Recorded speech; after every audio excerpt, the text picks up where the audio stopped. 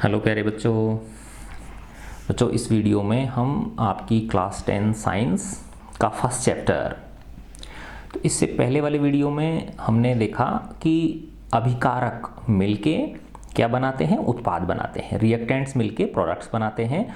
और इस प्रक्रिया के दौरान यदि किसी पदार्थ की अवस्थाओं में परिवर्तन हो जाए या उसका रंग बदल जाए या तापमान परिवर्तित हो जाए, ठीक है ना, तो हम कहते हैं कि रासायनिक अभिक्रिया क्या हो गई, संपन्न हो गई है। ठीक है। और हमने इससे पहले वाले वीडियो में क्या देखा था कि किस प्रकार से रासायनिक अभिक्रियाओं को संतुलित किया जाता है ना।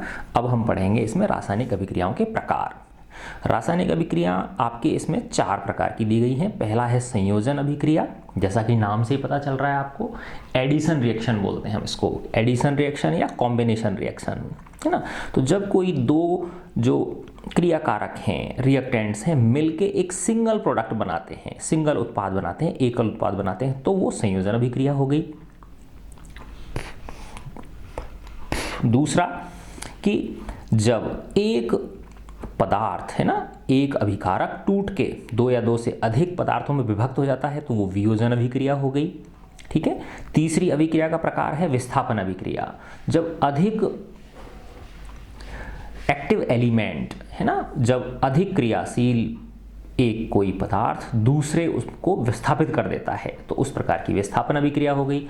ठीक है। और चौथे प्रकार की है द्विविस्थापन, जिसमें आयनों का क्या होता है, आपस में एक्सचेंज होता है। ठीक है। तो अब हम इसको पढ़ेंगे।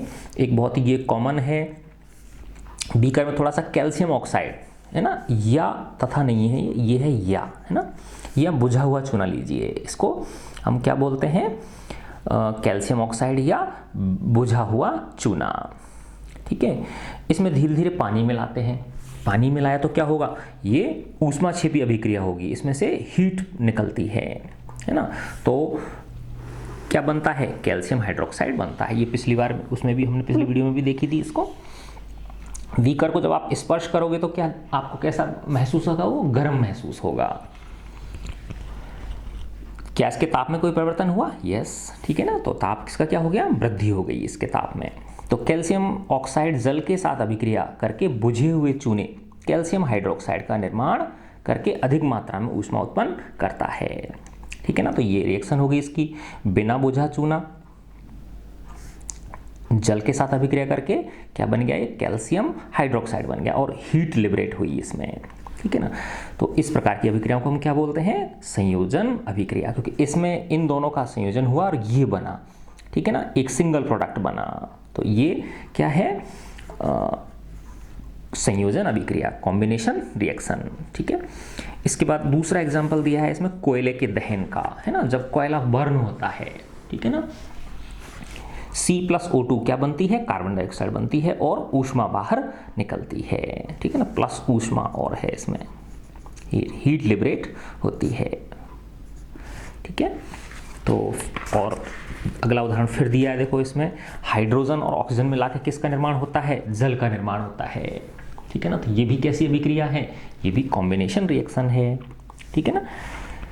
फिर इसमें ये बता रहा है, हमने ये भी देखा कि अधिक मात्रा में ऊष्मा उत्पन्न हुई, इससे मिश्रण क्या हो गया, गर्म हो गया। जिन अभिक्रियाओं में उत्पाद के निर्माण के साथ साथ ऊष्मा उत्पन्न होती है उनको ऊष्माक्षेपी रासायनिक अभिक्रिया बोलते हैं।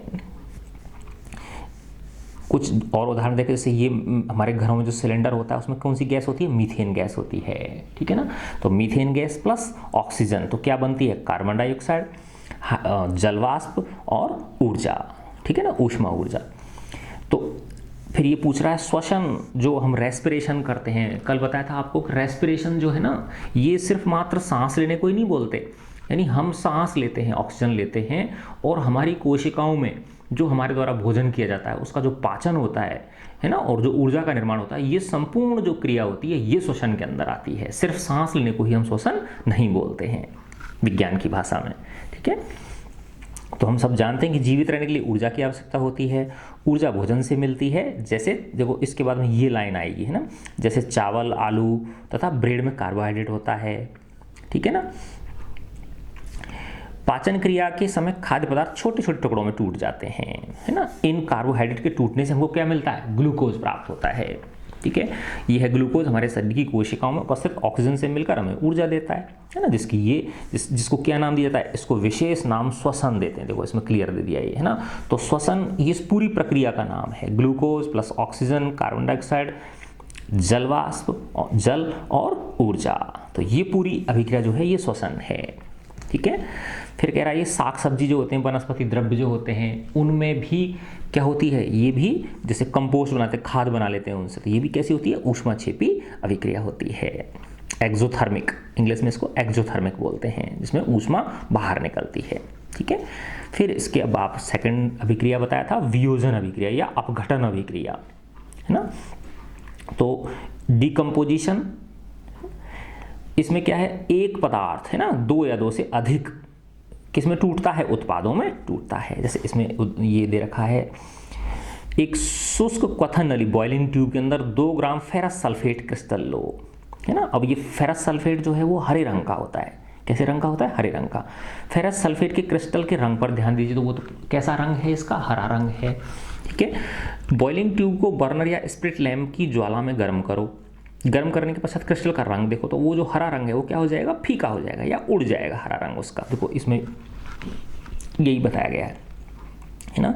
तो इसमें ट्यूब के अंदर वो फेरस सल्फेट लिया हुआ है, इसको बर्नर पे गर्म किया, ठीक है ना। तो धीरे धीरे गैस को धीमे से अपनी नाक की ओर मोड़ दीजिए, है ना। क्वथन नली के खुले सिरे अपने पड़ोसी या अपनी ओर ना करें, ठीक है ना। क्वथन नली फेरस सल्फेट क्रिस्टल, ठीक है। तो फेरस सल्फेट क्रिस्टल वाली फर्क को गर्म करने ये तथा गंध सूंघने की सही विधि। तो इसमें क्या बनता है? सल्फर डाइऑक्साइड और सल्फर ट्राइऑक्साइड। तो वो जो गंध आती है ना, जो स्मेल आती है, वो सल्फर डाइऑक्साइड गैस की और सल्फर ट्राइऑक्साइड गैस की होती है। जैसे इसमें ये दर्शाया गया है आपकी इस अभिक्रिया में। ये रहा फेरस सल्फेट, है ना, ये बैलेंस अभिक्रिया है। तो ये क्या बन गया? फेरिक ऑक्साइड बन गया। SO2 गैस बाहर निकल गई, SO3 सल्फर डाइऑक्साइड और सल्फर ट्राइऑक्साइड, है ना।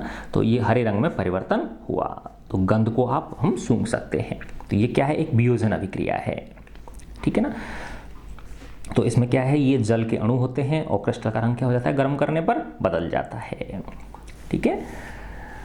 अब इसमें ये कह रहा है कि ये जो वियोजन है ये किसी विधि से हो सकता है।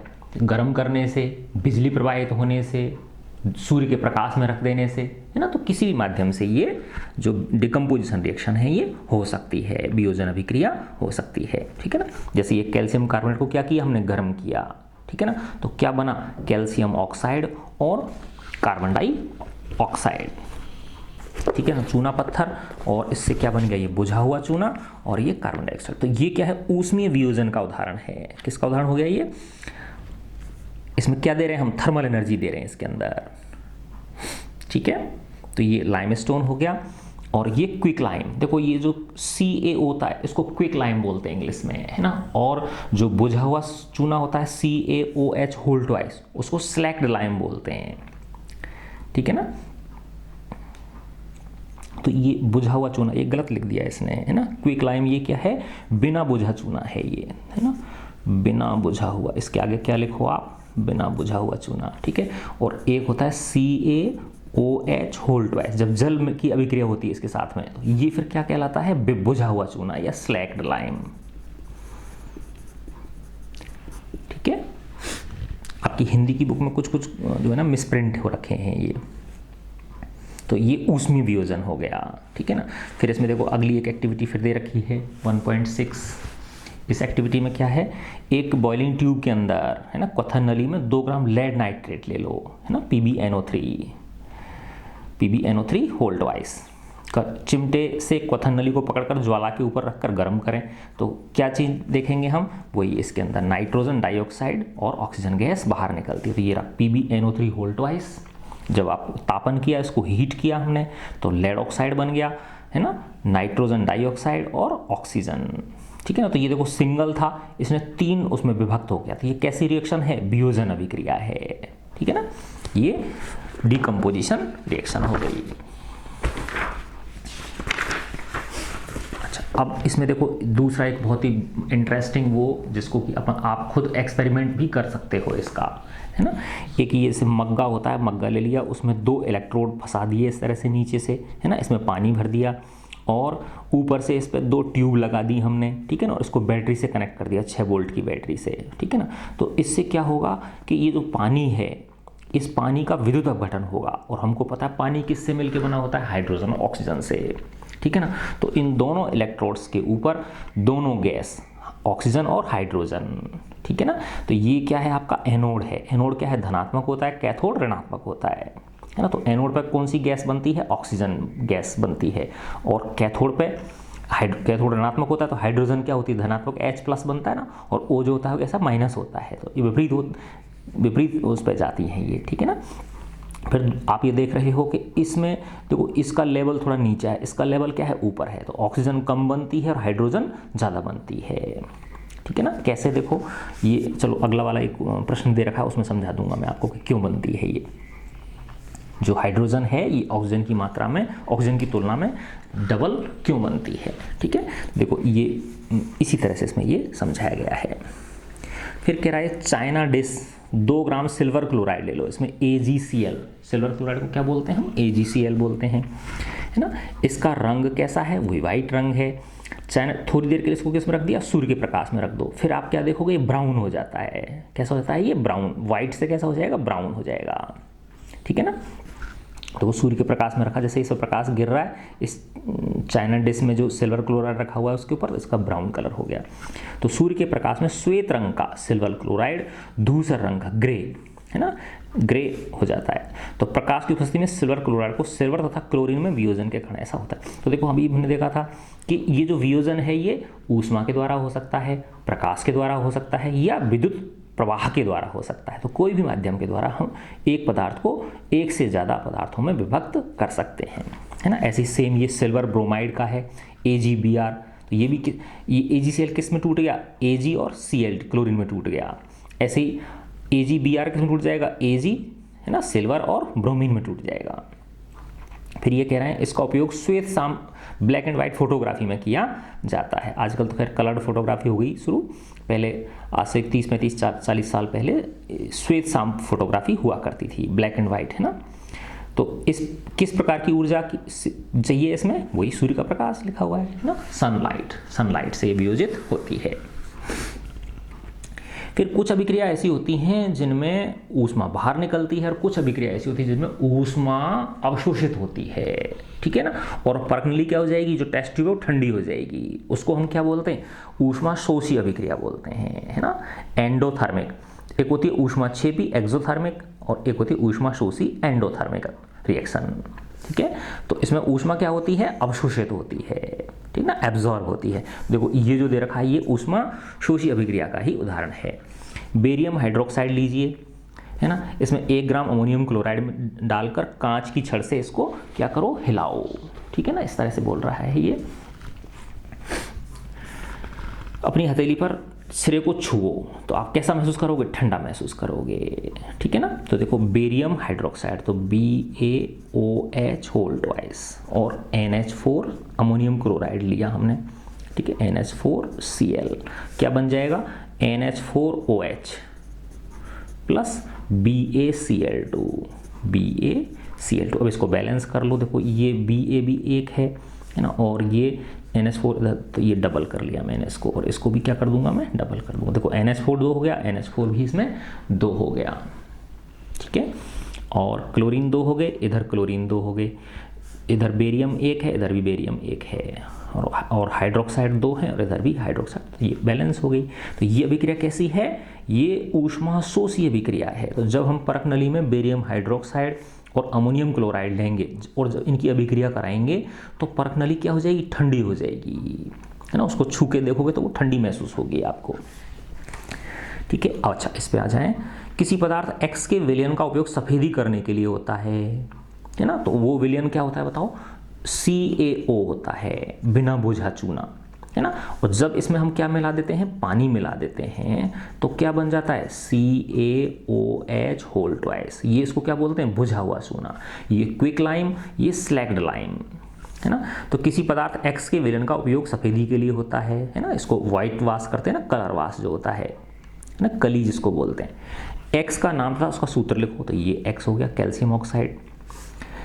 X की जल के साथ अभिक्रिया, ये मैंने दिखा दिया आपको, इसकी जल के साथ अभिक्रिया होगी इसकी, ठीक है।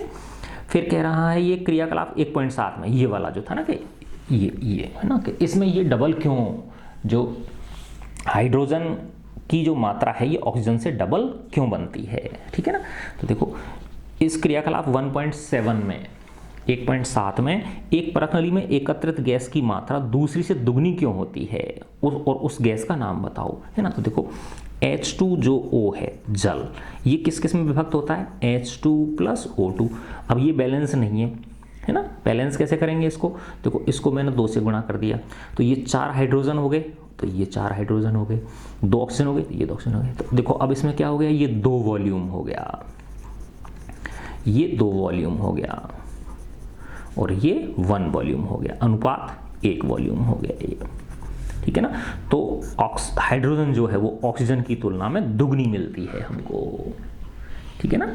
तो कौन सी गैस मिल रही है दुगनी, हाइड्रोजन गैस मिल रही है। तो देखो इसीलिए इसमें लेवल जो है ना, ऑक्सीजन का लेवल पानी ऊपर है और हाइड्रोजन वाले में पानी कहाँ है, नीचे, क्योंकि ये जो गैस है इस पानी को नीचे धकेल रही है। गैस क्या कर रही है, पानी को नीचे धकेल रही है, ठीक है ना। तो इसलिए इसमें ये ज़्यादा है ऊपर गैस, हाइड्रोजन जो है। अब आता है विस्थापन अभिक्रिया, है ना, डिस्प्लेसमेंट रिएक्शन। बताया था ना आपको कि 2 पदार्थों में से जो ज़्यादा एक्टिव होता है वो कम एक्टिव पदार्थ को क्या कर देता है, डिस्प्लेस कर देता है, उसका विस्थापन कर देता है। तो एक बहुत ही सिंपल सा उदाहरण दिया है ना। एक टेस्ट ट्यूब ली हमने परख नली, धागे से उसमें 2 कील लटका दी, है ना। अब ये कह रहा है कि 3 कील लो, एक को अलग निकाल के रख लो, जिससे कि कंपैरिजन कर सको, तुलना कर सको उनके रंगों की बाद में, क्योंकि ये बाद में दोनों कील इसमें डूबने के बाद ब्राउन कलर की हो जाएंगी। तो एक ओरिजिनल कील होगी आपके पास, तो उससे आप तुलना तो कर लोगे कम से कम, इसलिए कह रहा है ये, है ना।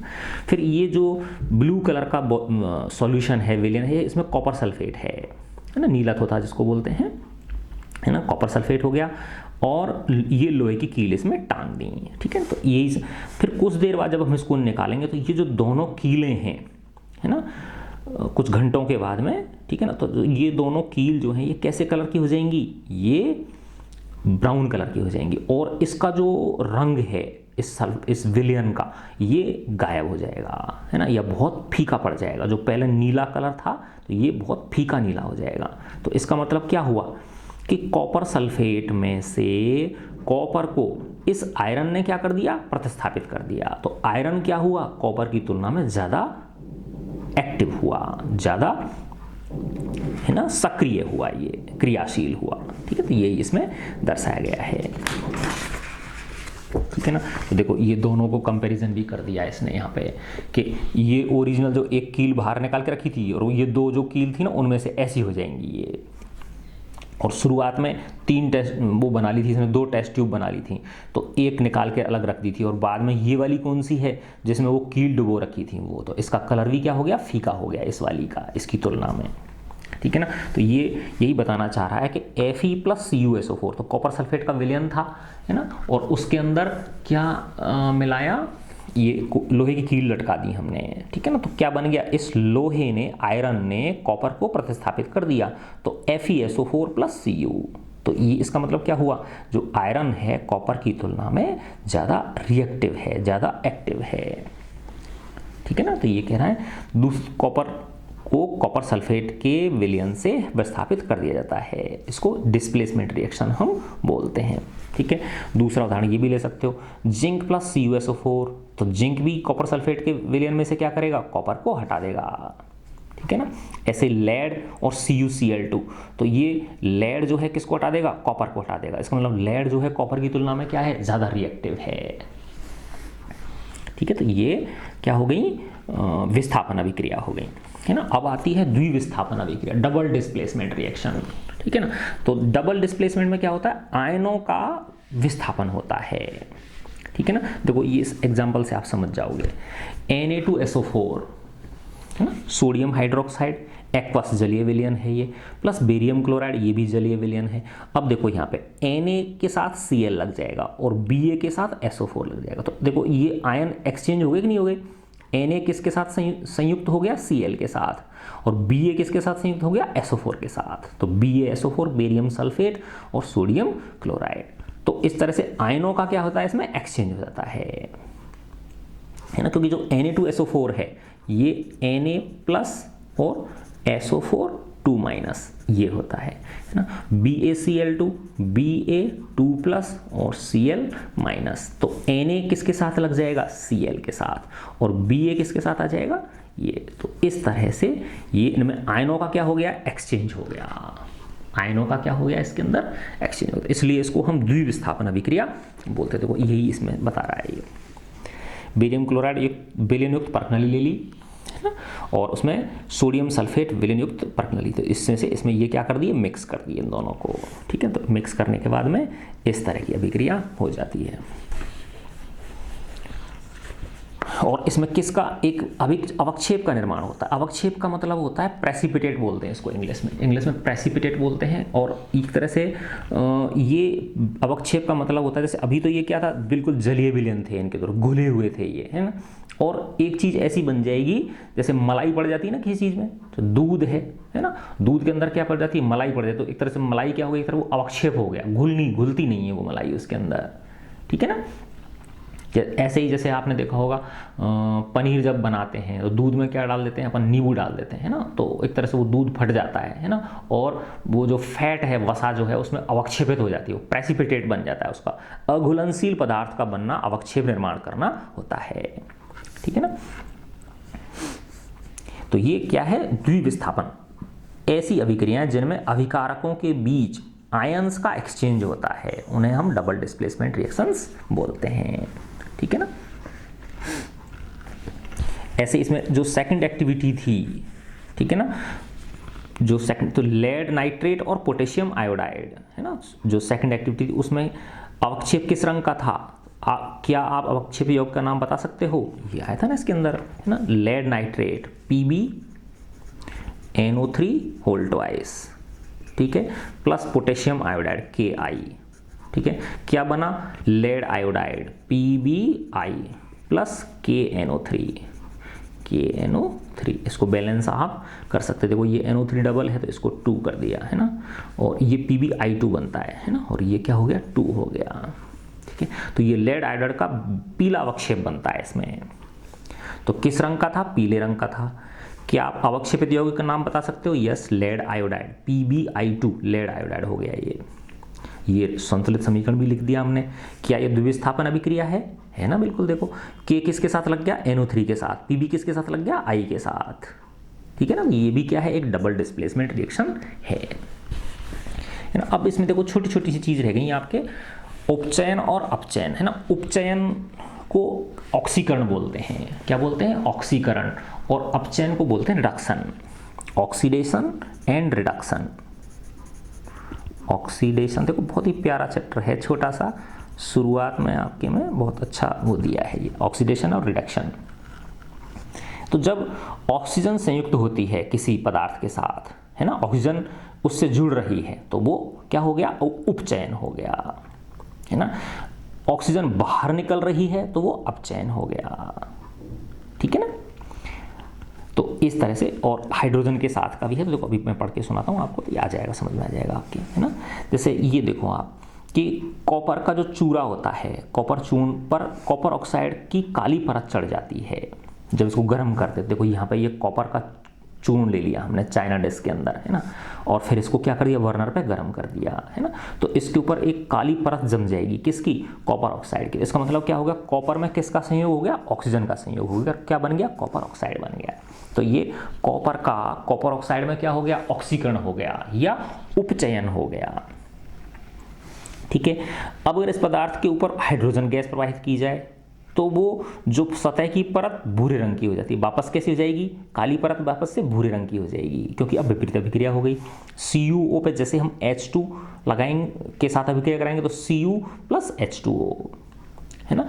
तो इसमें किसका संयोग हुआ, हाइड्रोजन का संयोग हुआ, तो ये क्या हो गई, अपचयन हो गई। है ना। तो ऑक्सीजन का संयोग हो, ठीक है ना, तो क्या है वो उपचयन है, ठीक है ना। और हाइड्रोजन का संयोग हो तो क्या है वो अपचयन है। ऑक्सीजन का निष्कासन हो तो वो अपचयन हो गई, और ऑक्सीजन का क्या हो निष्कासन हो। देखो ये दोनों हाइड्रोजन और ऑक्सीजन क्या है, विपरीत की प्रवृत्ति होती है इनकी, है ना। तो अगर ऑक्सीजन जुड़े या हाइड्रोजन निकले तो वो उपचयन हो गई, ठीक है ना, या ऑक्सीजन निकले और हाइड्रोजन जुड़े तो वो अपचयन हो गई, ऐसे समझ लो आप इसको, ठीक है ना। तो ऑक्सीजन में वृद्धि होती तो हम कहते हैं उसका उपचयन हुआ है। और अभिक्रिया में पदार्थ में ऑक्सीजन की कमी होती है, ह्रास होता है ना, तो वो अभिक्रिया क्या कहलाती है, अपचयन कहलाती है, ठीक है। अब ये जो अपचयन, उपचयन और अपचयन है, ये अकेली नहीं होती, ये एक पदार्थ उपचयन होता है और दूसरे का अपचयन होता है, तो ये जोड़े के साथ होती हैं। तो इसमें यही दर्शाया गया है। इसमें कॉपर 2 ऑक्साइड में ऑक्सीजन का ह्रास हो रहा है, इसलिए ये अपचयित हुआ है, ठीक है। हाइड्रोजन में ऑक्सीजन की वृद्धि हो रही है, इसलिए यह उपचयित हुआ है। देखो यहाँ ये रहा CuO प्लस H2, है ना। तो क्या था, Cu में से क्या निकल गया, ऑक्सीजन का निष्कासन हो गया, है ना। और H2 का किसके साथ संयोग हुआ, O के साथ संयोग हुआ, ठीक है ना। तो CuO में से ऑक्सीजन क्या हो रही है, निकल रही है, तो क्या हो गया, ये अपचयन हो गया। और हाइड्रोजन के साथ क्या जो निकली हुई ऑक्सीजन है वो संयोग हो रही है, ठीक है ना। तो उसका क्या बन गया, ये H2O बन गया। तो H2 का H2O में उपचयन हो रहा है, CuO का Cu में अपचयन हो रहा है, ठीक है ना। तो ये अभिक्रिया हमेशा जोड़े में होती है, तो इसको बोलते हैं हम उपचयन और अपचयन अभिक्रिया, या रेडॉक्स रिएक्शंस बोलते हैं इनको, ठीक है। रिडक्शन ऑक्सीडेशन की एक साथ होती है ना। अब जैसे इसको देखो ZnO plus C, Zn plus CO, तो देखो ZnO में से O निकल रहा है ना, तो ये कौन सी हुई बताओ, अपचयन हुई, ऑक्सीजन का निष्कासन हो रहा है। और कार्बन के साथ ऑक्सीजन जुड़ रहा है तो CO बन रहा है, तो ये क्या हो रहा है, उपचयन हो रहा है, ठीक है ना। तो ZnO का किस में, Zn में क्या हो रहा है, अपचयन हो रहा है।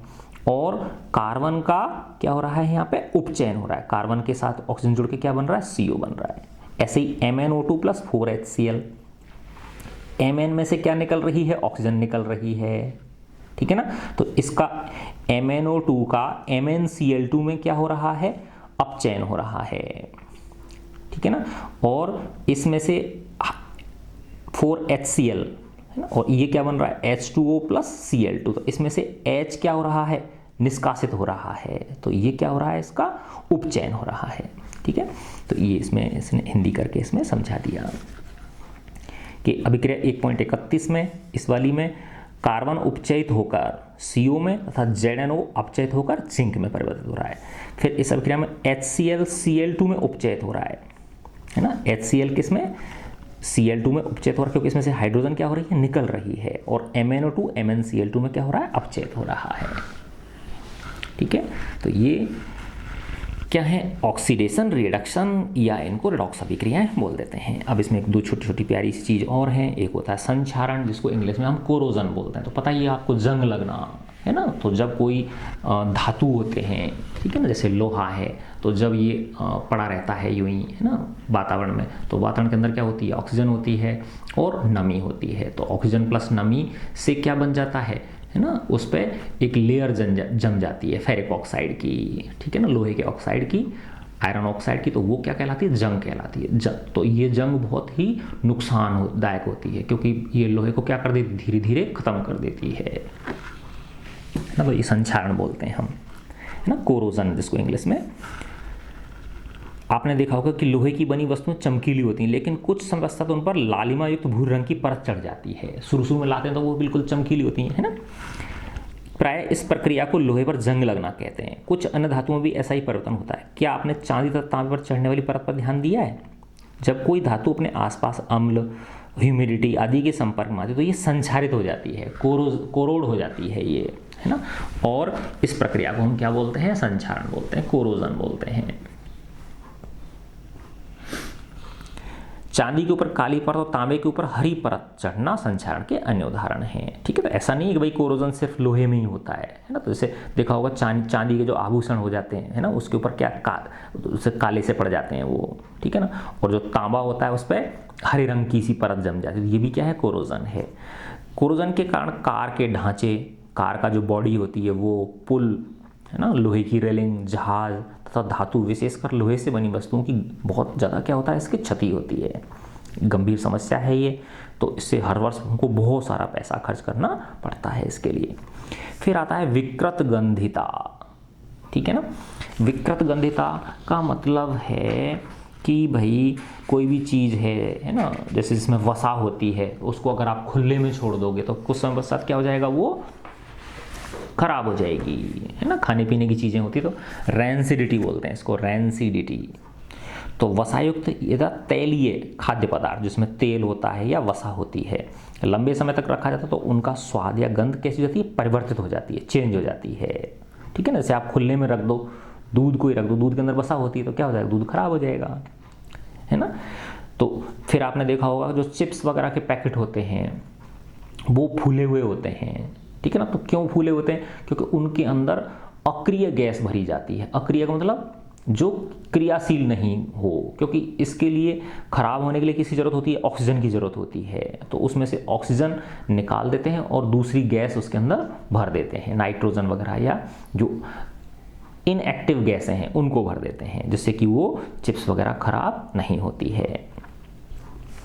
तो उपचयित होने पर यानी ऑक्सीडाइज होने पर, ठीक है ना, तेल तथा वसा विकृत ग्रंथि हो जाते हैं। विकृत गंधी यानी रैंसिड हो जाते हैं, वो उनका टेस्ट बदल जाता है, खराब हो जाता है तथा उनके स्वाद तथा गंध बदल जाते हैं, है ना। गंध का मतलब स्मेल, टेस्ट और स्मेल चेंज हो जाती है। प्राय तैलीय तथा वसायुक्त खाद्य सामग्रियों में उपचयन रोकने वाले पदार्थ एंटीऑक्सीडेंट मिलाए जाते हैं। ठीक है ना, उनको उस ऑक्सीडेशन को रोकने के लिए एंटीऑक्सीडेंट्स मिलाए जाते हैं। तभी आपने देखा हो बेटा जो ये डिब्बा बंद चीज़ें होती हैं ये बहुत लंबे समय तक खराब नहीं होती। इसका मतलब क्या है, इनके अंदर केमिकल्स डले रहते हैं, है ना। इसीलिए बेटा हमको जो डिब्बा बंद चीज़ें हैं इनको खाने से बचना चाहिए। ताज़ा चीज़ें खाओ, प्रकृति की दी हुई, भगवान की दी हुई। ठीक है ना। वायुरोधी बर्तनों में खाद्य सामग्री रखने से एयर टाइट, है ना। आजकल देखोगे तुमने प्लास्टिक के एयर टाइट कंटेनर्स आते हैं, है ना, जिसमें हवा प्रवेश नहीं कर पाती, इसलिए वो क्या चीज़ें खराब नहीं होती उनके अंदर रखी हुई चीज़ें। तो वायुरोधी बर्तनों में खाद्य सामग्री रखने से उपचयन की गति क्या हो जाती है, धीमी हो जाती है, ऑक्सीडेशन धीमा हो जाता है ना। क्या आप जानते हैं कि चिप्स बनाने वाले चिप्स की थैली में ऑक्सीजन हटाकर उसमें नाइट्रोजन जैसे कम सक्रिय गैस युक्त कर देते हैं ताकि चिप्स का उपचयन ना हो सके। देखो इसने बता भी दिया आपको। ठीक है, अच्छा अब देखो ये जब लोहे की कील को कॉपर सल्फेट के विलयन में डुबोया जाता है तो iron Fe plus copper sulphate क्या हो गया, CuSO4। तो विलयन का रंग क्यों बदल जाता है ना। ये पहले नीले रंग का था, फिर कैसा होता है, ये बिल्कुल बहुत लाइट नीला हो जाता है ना। तो क्यों, क्योंकि आयरन जो है ये इस कॉपर की तुलना में ज़्यादा क्रियाशील है और इस कॉपर सल्फेट के विलयन में से आयरन कॉपर को प्रतिस्थापित कर देता है और क्या बन जाता है, FeSO4 बन जाता है। FeSO4 प्लस Cu को क्या कर दिया इसने, प्रतिस्थापित कर दिया, तो इसलिए इसका रंग बदल गया। फिर कह रहा है क्रियाकलाप 1.10 से भिन्न द्विविस्थापन अभिक्रिया का कोई एक उदाहरण दीजिए। ठीक है ना, तो आप कोई भी एक उदाहरण दे सकते हैं। जैसे देखो इसमें से बता देता हूँ मैं आपका, है ना। जैसे इसको ले लो आप, है ना, NaOH प्लस H2SO4, तो Na2SO4 प्लस H2O। तो यहाँ भी क्या हो रहा है, देखो Na किसके साथ जुड़ रहा है, SO4 के साथ, तो ये आयन हो गए कि नहीं हो गए। Na आयन किसके साथ संयुक्त हो गया, SO4 के साथ, और H2 आयन किसके साथ संयुक्त हो गए, H आयन किसके साथ, OH आयन के साथ। तो आयनों का एक्सचेंज हो गया कि नहीं हो गया। तो ये भी क्या है, द्विविस्थापन अभिक्रिया है। ठीक है ना, ये भी NaCl प्लस AgNO3, तो देखो Ag के साथ Cl, ठीक है ना, और Na के साथ NO3, तो आयनों का क्या हो गया, इसमें एक्सचेंज हो गया। तो ये कोई सी भी हम डबल डिस्प्लेसमेंट के लिए इनमें से एक अभिक्रिया ले सकते हैं, है ना। अब देखो ये कह रहा है निम्न अभिक्रियाओं में उपचयित तथा अपचयित पदार्थों को पहचान के, यानी किसका तो उपचयन हुआ और किसका अपचयन हुआ। तो 4Na प्लस O2 Na2O, तो देखो इसमें सोडियम का ऑक्सीजन के साथ संयोग हो रहा है और क्या बन रहा है, सोडियम ऑक्साइड बन रहा है। तो क्या बन गया, क्या हो रहा है यहाँ पे, सोडियम का सोडियम ऑक्साइड में उपचयन हो रहा है ना। CuO plus H2, Cu plus H2O, देखो यहाँ पे इस CuO में से ऑक्सीजन निकल रहा है ना, और क्या बन रहा है, कॉपर बन रहा है। तो इसका मतलब CuO का Cu में क्या हो रहा है, अपचयन हो रहा है, और हाइड्रोजन के साथ ऑक्सीजन का क्या हो रहा है, संयोग हो रहा है। तो हाइड्रोजन का ऑक्सीजन के साथ संयोग होकर H2O का निर्माण क्या है, उपचयन है ये। ठीक है, तो इस तरह से हम ये आपका पूरा हो जाता है। ठीक है, चलो देखो अब इसमें अभी आपके कुछ समय है, लेकिन मैं सोच रहा हूँ आपके इन क्वेश्चंस को हम अगले वीडियो में करेंगे। ठीक है बच्चों, गॉड ब्लेस यू ऑल।